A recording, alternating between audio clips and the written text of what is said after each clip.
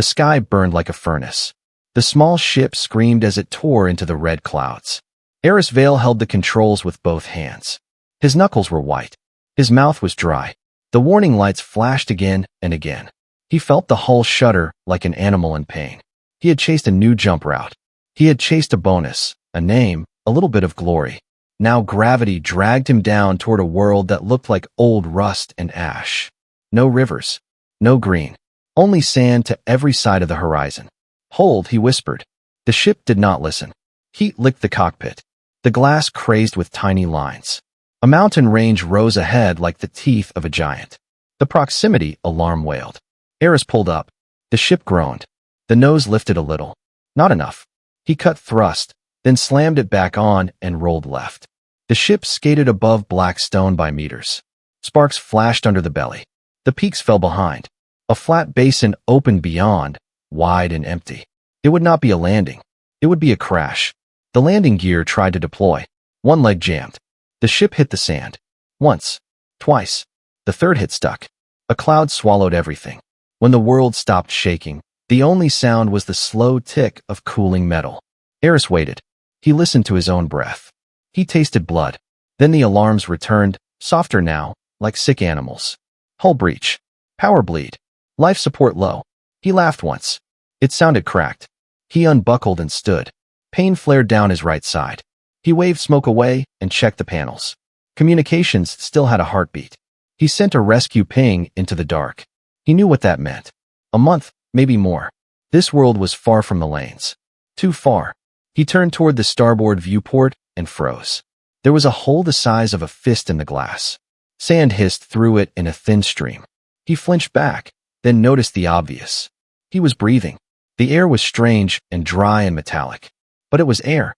Lucky, he said, but it did not feel like luck. Food stores were fine.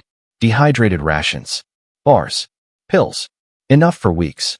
The water tanks were not fine. The main tank had split in the crash. A dark stain spread under the ship like a dead shadow. He found one small bottle in a cooler. He found a block of ice in the freeze unit. He knew that was not enough. He went outside. The heat hit him hard. The sun here was sharp and harsh. The dunes wavered in the light. Wind pushed sand grains along the ground like a low river. The world felt endless and empty.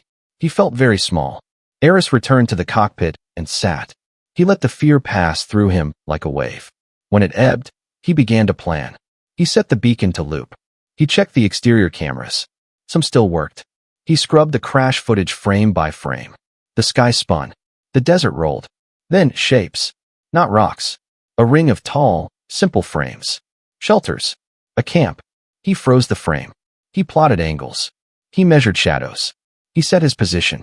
Distance, 52 kilometers to the north, over broken ground. On foot. At night. With one bottle and a brick of ice. Possible. Maybe. Safe. No.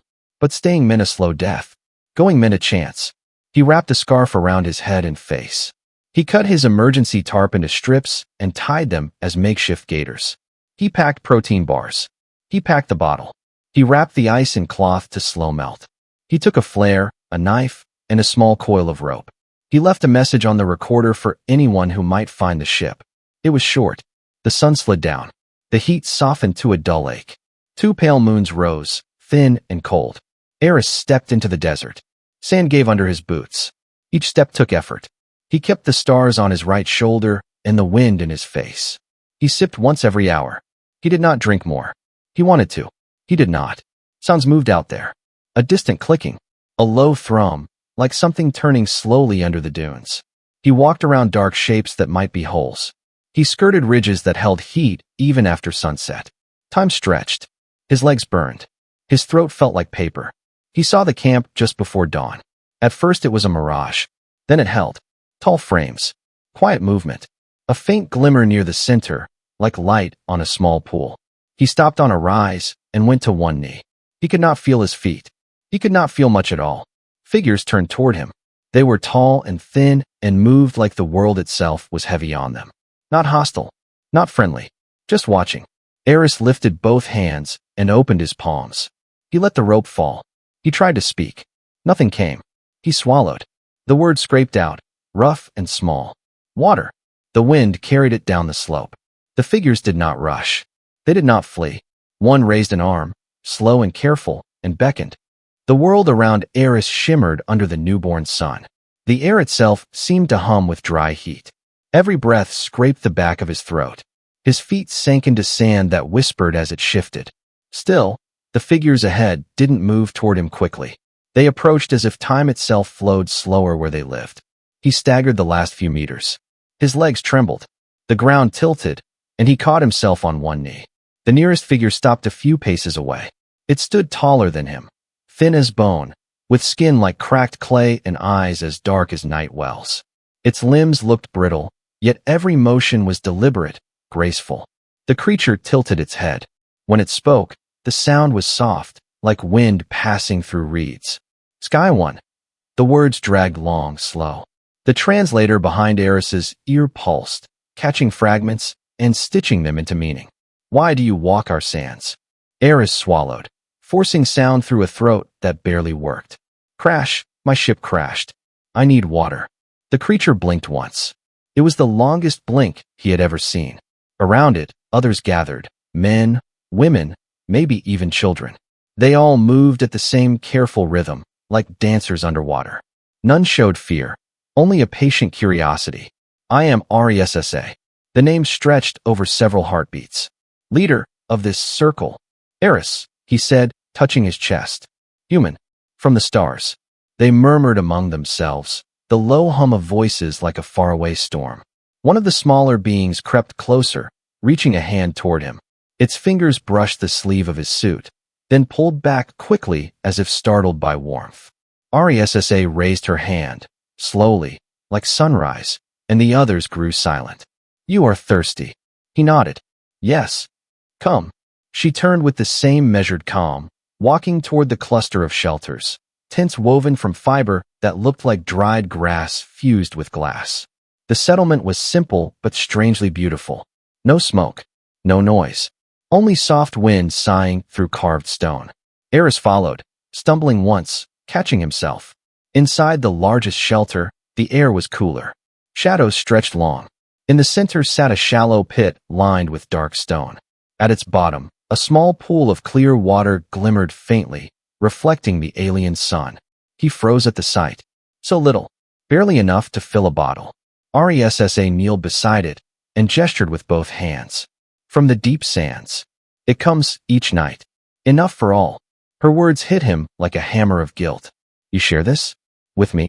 The leader's face did not change, but her voice carried a kind of patient kindness. You are alive.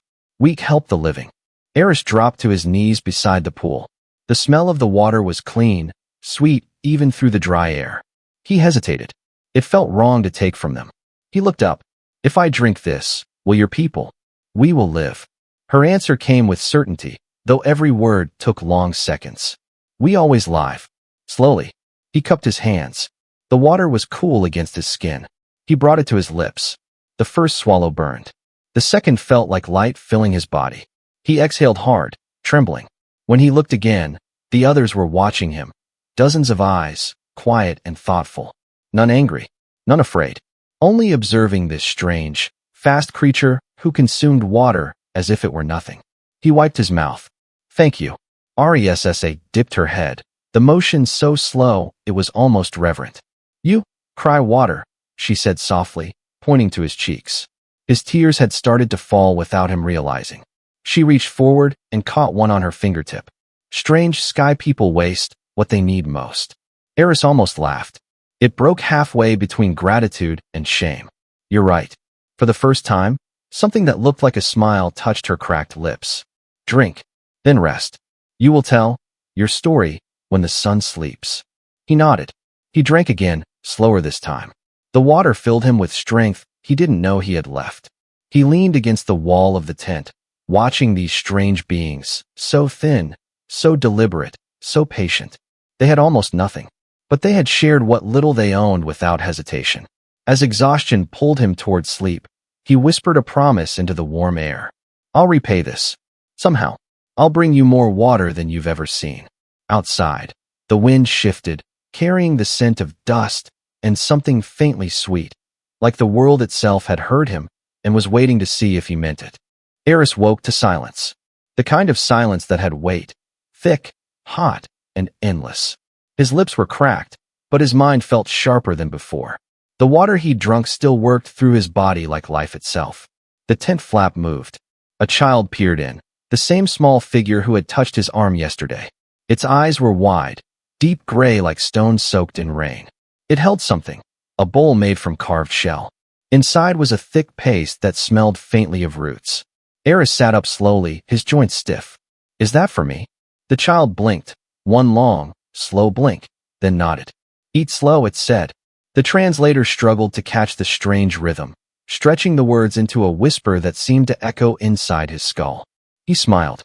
Thank you. The paste tasted earthy, bitter at first, but his stomach accepted it.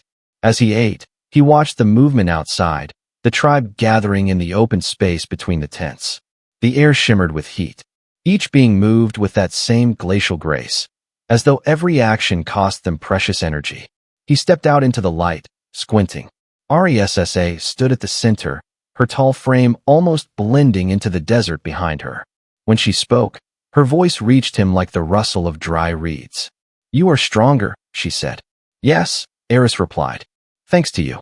She looked toward the horizon, a place where the dunes curved into waves of gold. The desert listens, she murmured. It knows the stranger walks its skin. Eris frowned. What do you mean? Ressa turned those dark, ancient eyes toward him.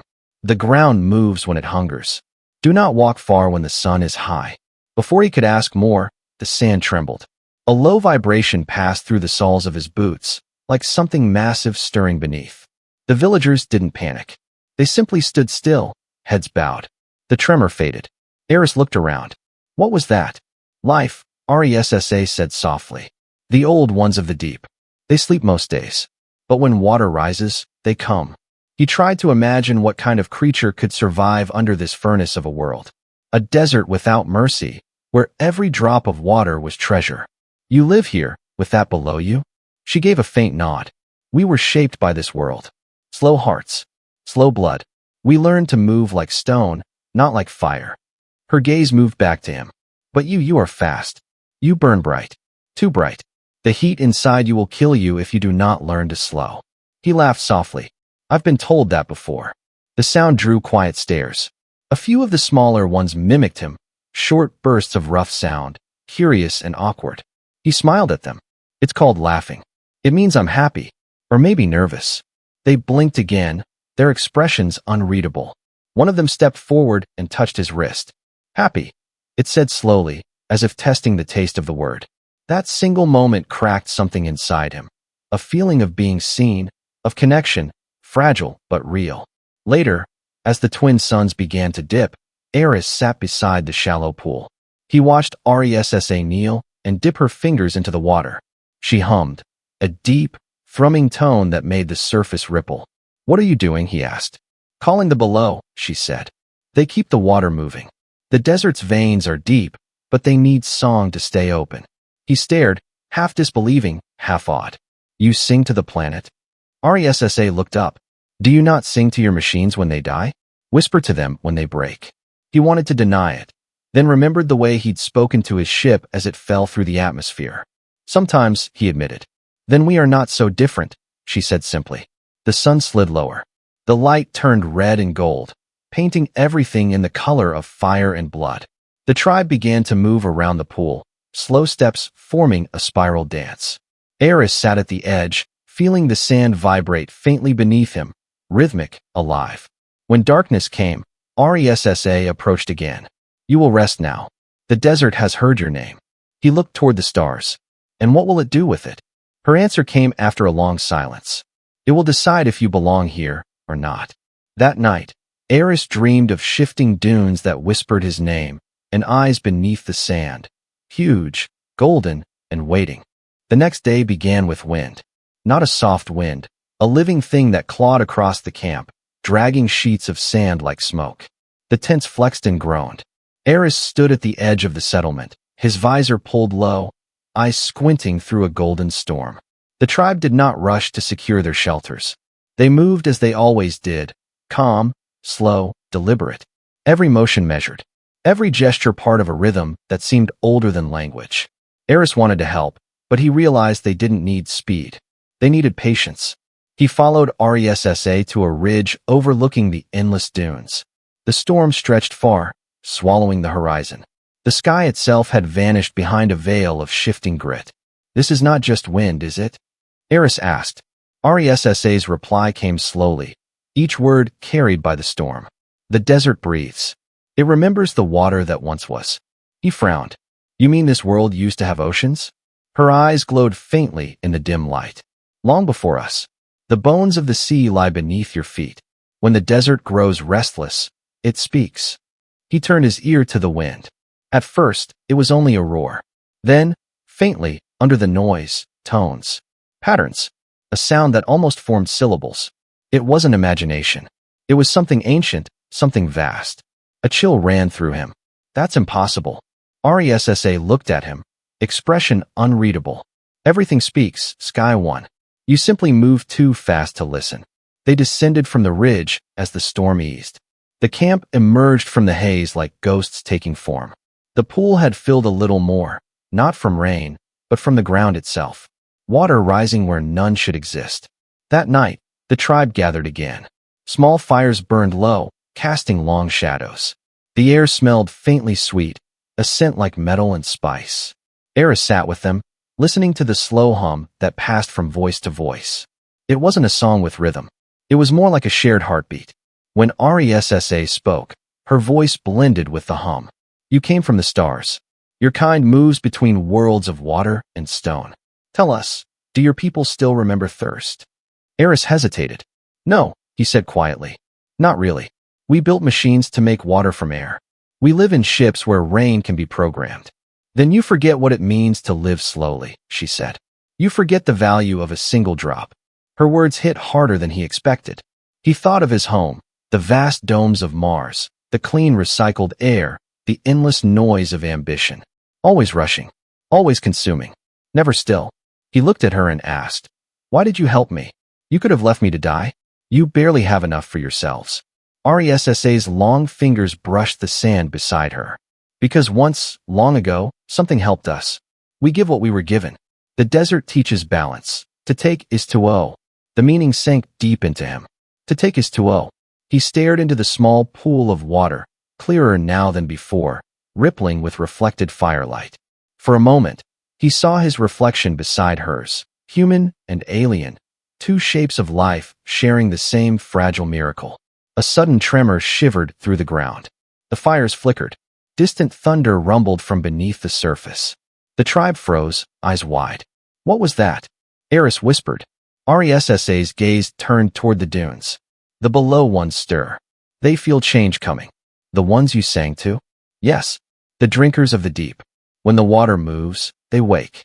Another tremor shook the sand, longer this time. Eris swore under his breath. "Shouldn't we run?" Ressa shook her head, painfully slow. "Running is for creatures that forget the rhythm. We wait. We trust the desert to remember us." He clenched his fists, wanting to argue, but then he saw the calm in their eyes. No panic, no chaos, only faith carved from generations of survival. Minutes passed, or maybe hours. The vibrations faded. The ground stilled.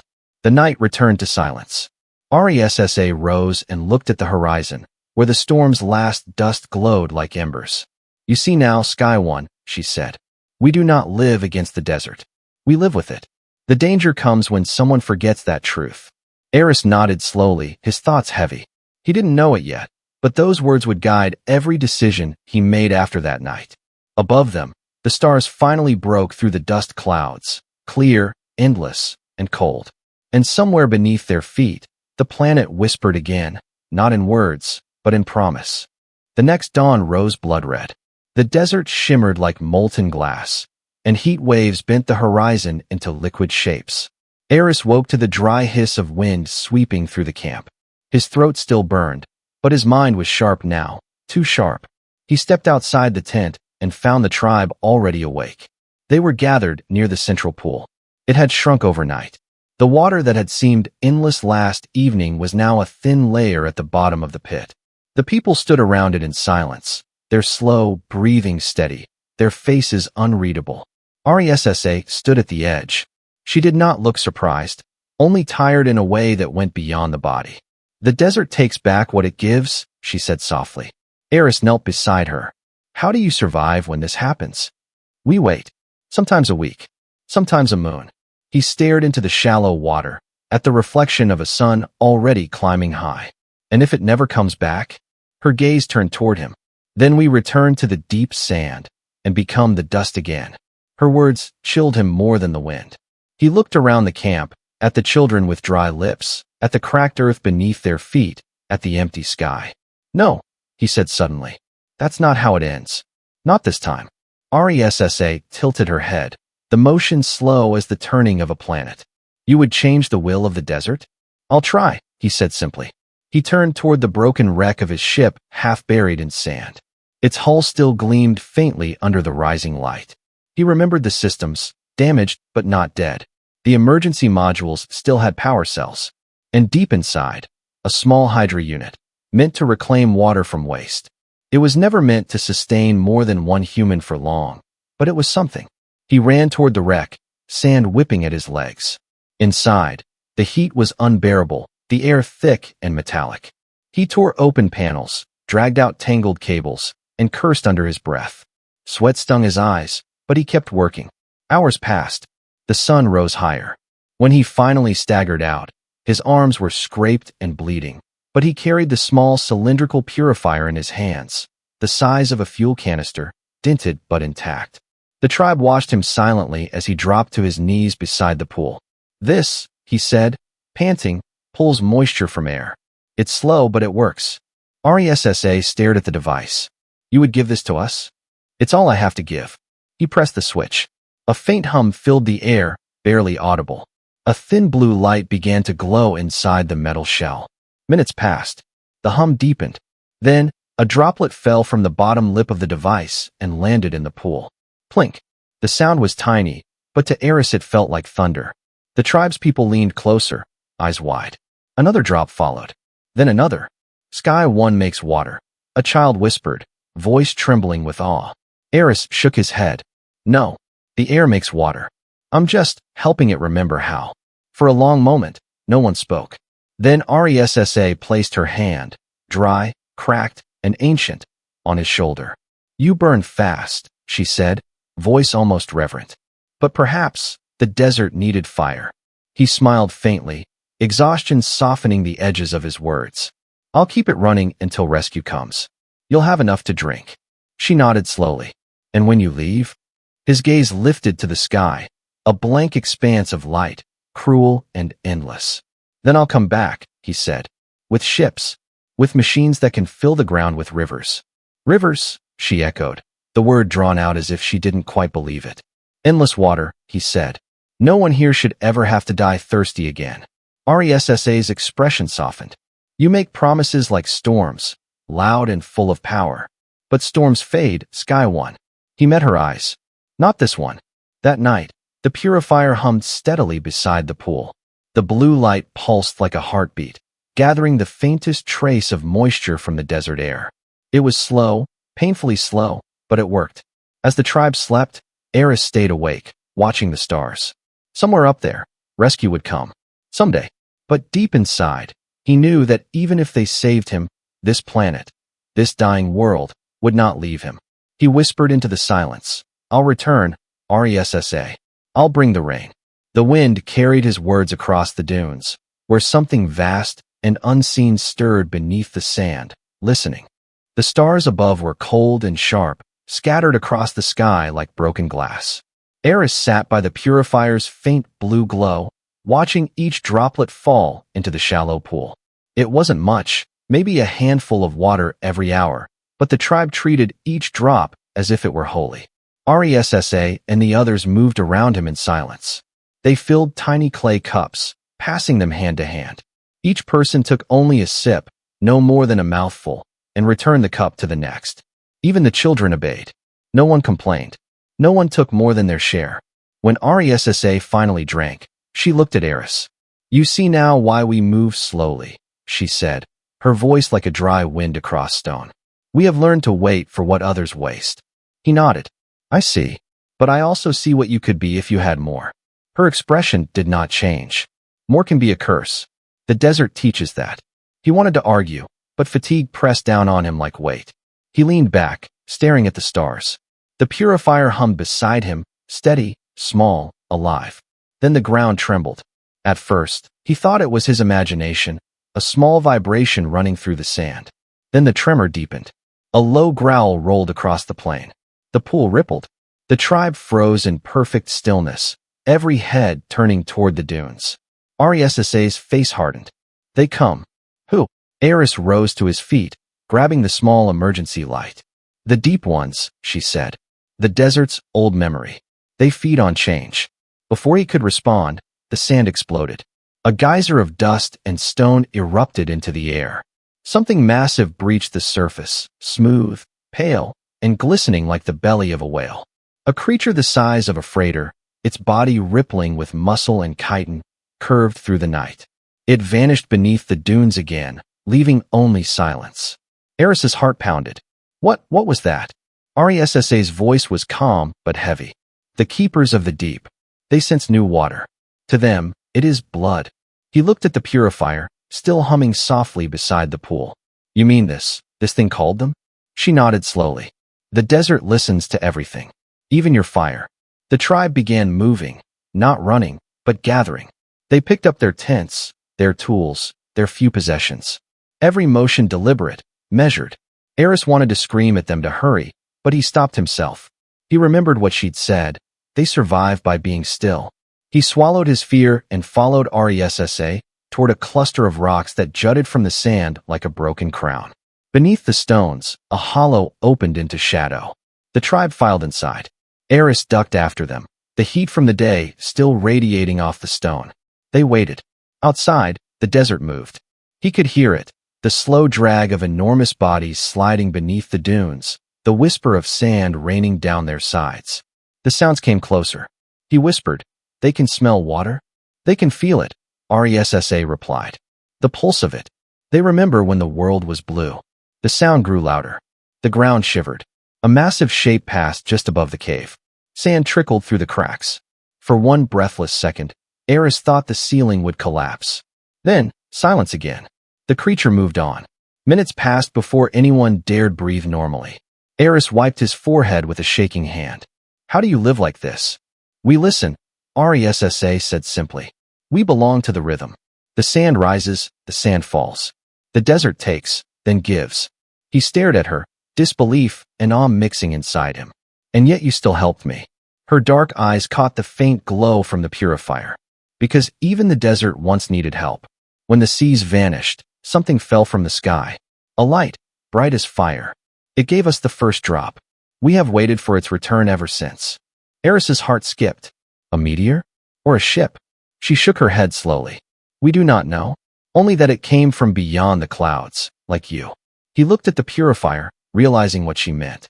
To them, he was that return. The promise that water would come again. But the truth was, the machine couldn't last forever. Its cells would die within a few days. Its small blue light already dimmed. And when it stopped, so would their hope. He clenched his fists. "I can't let it end here," he whispered. Ressa placed her hand over his. "Hope does not end, Sky One. It only waits. Like the rain that sleeps under the sand." Her touch was dry and fragile, but it steadied him more than any machine ever could. Outside, the desert sighed. The tremors faded, and the stars returned. The tribe slowly emerged from the cave, silent silhouettes under the twin moons. Eris followed, his heart heavy but alive with purpose. He stared at the dunes glowing faintly under starlight and made his silent vow again, not to escape, not to survive, but to change this place forever. He didn't know it yet, but the promise he made that night, whispered to a dying world, would soon echo across the stars. 50 days had passed since the desert swallowed the wreck of Eris Vale's ship. The tribe had returned to their rhythm, slow and patient as the shifting dunes. The purifier's hum had long fallen silent. Its blue light had faded to gray. The last drops it gave now rested in the bottom of their sacred pool, too precious to touch. Ressa stood at the ridge each evening, her eyes scanning the horizon where the stars rose like frozen fire. She waited, as all her ancestors had waited, but this time, for something different, for a promise. And then, one night, the horizon caught fire. A thunder that did not belong to storms split the air. A light cut through the clouds, a silver shape, glowing brighter than any moon. The tribe fell to their knees. The children pointed. The elders whispered old words of gratitude. Ressa simply smiled, slow and knowing. He returns. The ship descended in silence, dust spiraling around it like a crown. Its engines whispered softly as it touched the sand, gentle, deliberate, almost reverent. When the ramp opened, Eris stood at the top, dressed not in rags but in the crisp uniform of a Federation explorer. Yet his eyes were the same, weary, alive, and full of purpose. He stepped down slowly, as if afraid to disturb the ground. Ressa, he said, voice trembling. She took a moment to speak. You came back, Sky One. I told you I would. Behind him, the ship's hull shimmered, and compartments opened along its sides. Pipes unfolded like the limbs of some mechanical creature, glinting under moonlight. A deep hum rose, not mechanical, but alive, like the heartbeat of a world. What is this? Ressa asked. Your new rivers, Eris said. Machines that make rain. He stepped aside. Jets of vapor burst from the ship's underside, spreading across the dunes in ghostly clouds. The vapor thickened, condensed, and for the first time in generations, water fell from the sky. Not in torrents, but in steady, perfect drops. The tribe stood frozen, watching the miracle unfold. The first raindrop struck Ressa's cheek and ran down her face like a tear. She lifted her hand, staring at it. Then she laughed, a sound slow at first, then quicker, freer, as if joy itself had learned to move faster. The others followed, lifting their faces, arms outstretched. Children ran into the rain, their slow movements breaking into awkward bursts of speed. Laughter, real, bright, human-like laughter, filled the air. Eris looked around, unable to speak.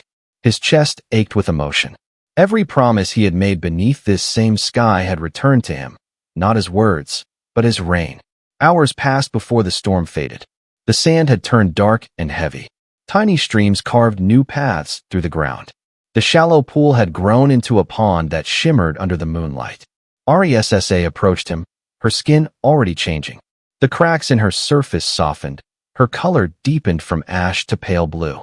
Her eyes gleamed brighter. She was becoming something new, something awakened. You said you would bring rivers, she said. Now you bring life. Eris smiled faintly. No, Ressa. You brought life. You shared your last water with me when you had nothing. Humanity just remembered the debt. She studied him for a long moment. You carry the desert inside you now. Your words move slower. Your eyes see farther. He laughed softly. Maybe the desert taught me how to listen. Behind them, the landscape glowed faintly blue. Plants long dormant broke through the surface, stretching toward the damp air. Small creatures scurried between stones, awakening from lifetimes of sleep. The desert, once silent, was singing. Ressa turned to him. Will you leave again? Yes, he said, but not for long. There are more ships coming.